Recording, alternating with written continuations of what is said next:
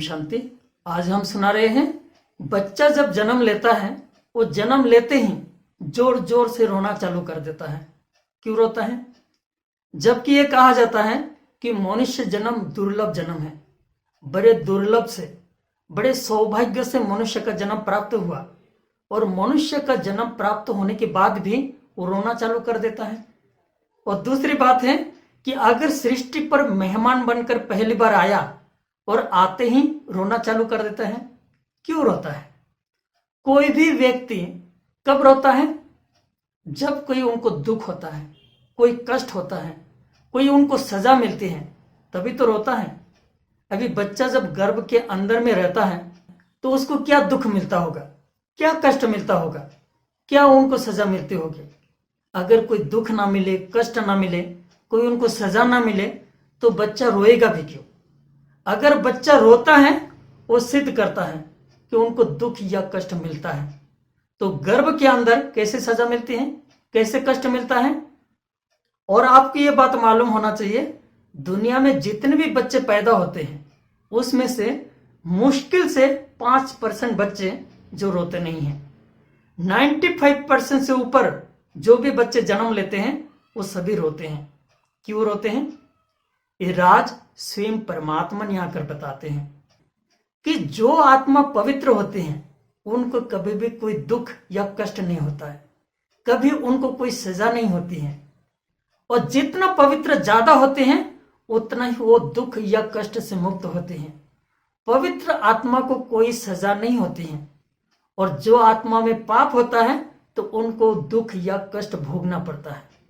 जितना पाप ज्यादा होता है उतना दुख या कष्ट उनको ज्यादा भोगना पड़ता है। और जो आत्मा परलोक से पहली बार सृष्टि में आते हैं वो आत्मा पवित्र होते हैं।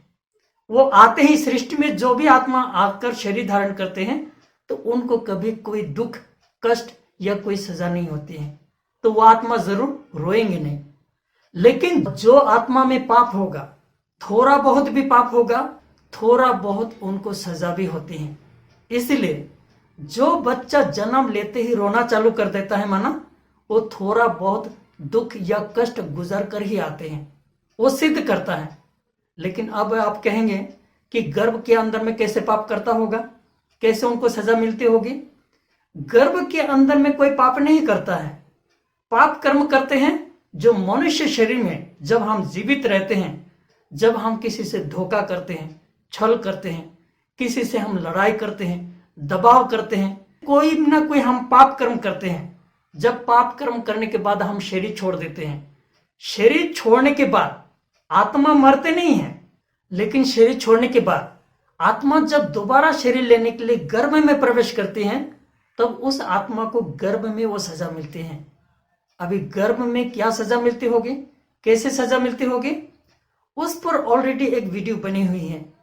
अगर आपने नहीं देखा होगा, चैनल के डिस्क्रिप्शन के नीचे, इस वीडियो के नीचे डाली हुई है, चाहे तो उस वीडियो को आप देख सकते हैं।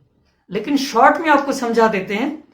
अगर आपको मान लीजिए ऐसे एक घोर अंधेरे स्थान पर रख दिया जाए जहां रोशनी का कोई नामो निशान ना हो, तो उस स्थान पर आप कितना समय रह सकते हैं, कितना दिन आप रह सकते हैं? और गर्भ के अंदर में ठीक ऐसे ही होते हैं, जहां कोई रोशनी का नामो निशान नहीं है और कई महीनों तक उनको रहना पड़ता है। जो आत्मा पाप कर्म करता है तो उनको मरने का भय ज्यादा होता है। जितना पाप कर्म ज्यादा करता है उतना ही मरने का उनको ज्यादा भय होता है। इसलिए गर्भ के अंदर में जो अंधेरी कोठरी में रहते हैं, माना रोशनी का कोई नामो निशान नहीं है, तो बहुत मरने का भय से गुजरते रहता है। और बच्चा जब जन्म लेता है, वो जन्म की जो घड़ी होती है वो मृत्यु के समान कष्टदायक घड़ी होती है। इसलिए जो भी बच्चा जन्म लेता है, इसलिए वो बच्चा रोता है। अर्थात जो भी बच्चा जन्म लेता है उसका चेहरा को एक बार देखिए, उनका चेहरा ही वो बताते हैं वो कितना कष्टदायक घड़ी से वो गुजर कर आते हैं। हमें ऐसा कष्ट भोगना ना पड़े, इसलिए हमें कोई पाप कर्म नहीं करना है।